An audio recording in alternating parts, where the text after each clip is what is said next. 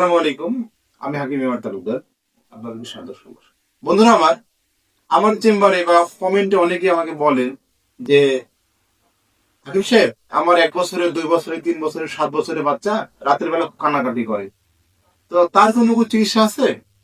আমি বলি অবশ্যই আছে। আপনি কি আল্লাহ রাসূল বিশ্বাস করেন? তো হ্যাঁ। কোরআন হাদিস বিশ্বাস করেন? তো হ্যাঁ। তাহলে পৃথিবীতে যেমন মানুষ আছে তেমনি জিনও আছে। এই পৃথিবীতে দুই ধরনের মানুষ আছে, একটা হচ্ছে হিজবুল্লাহ, হিজবুল শয়তান, ভালো মানুষ খারাপ মানুষ। আর জিনদের মধ্যে ভালো প্রকার আছে, খারাপ জিন ভালো জিন।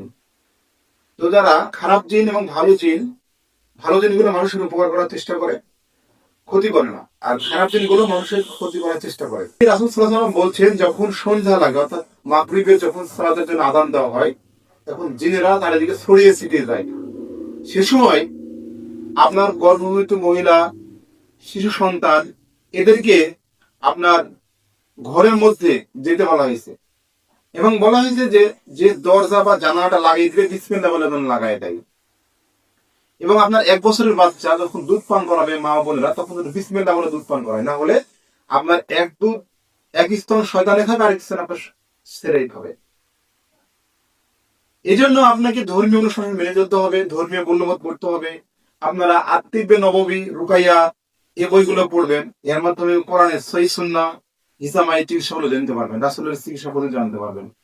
বন্ধুরা আমার, ওই সকল মা বোনদের সন্তানরা কান্নাকাটি করে, তাদের জন্য আমি যে একটা আমল বলে দিচ্ছি, আমলটা করবেন। মাগরিবের আজানের সাথে সাথে আপনার দরজা জানালা লাগাই দিবেন বিসমিল্লাহ বলে, সন্তানকে ঘরের মধ্যে নিয়ে চলে যাবেন, আপনি চলে যাবেন। এবং যদি প্রয়োজন হয় আজানের পরে আবার 100 বার মারার সমস্যা নাই। আর যখন আপনি দরজা লাগাই দিবেন তখন বিসমিল্লাহ লাগাই দিবেন। আপনার বাড়ির দরজা নাই, দুটা কাঠি ভাবে রেখে দেন বিসমিল্লাহ বলে। আপনার সন্তান, খারাপ শয়তান, দুষ্ট শয়তান প্রবেশ করতে পারবে না আপনার বাসায়। আর বেশি কান্নাকাটি করলে সূরা নাস, সূরা ফালাক, সূরা ফাতিহা পড়ে আপনার সন্তানের ফু দেন। কোরআন পড়ে ফু দিয়ে পানি খাওয়া যাবে, কিন্তু কোরআন পড়ে মাদুলি, আংটি, এগুলো তাবিজ পড়া শিরক। শিরকের গুনাহ আল্লাহ তাআলা মাফ করে না। তাই আসুন আমরা সুন্নতি আমল, রুকাইয়া এবং সুন্নতি চিকিৎসা হিজামা পদ্ধতি সম্পর্কে এবং সুন্নতি আমল সম্পর্কে জানি, উন্নত করার চেষ্টা করি। আজ এ পর্যন্তই। দেখা হবে, কথা হবে নতুন একটা এপিসোডে। আসসালামু আলাইকুম ওয়া রাহমাতুল্লাহি ওয়া বারাকাতুহু।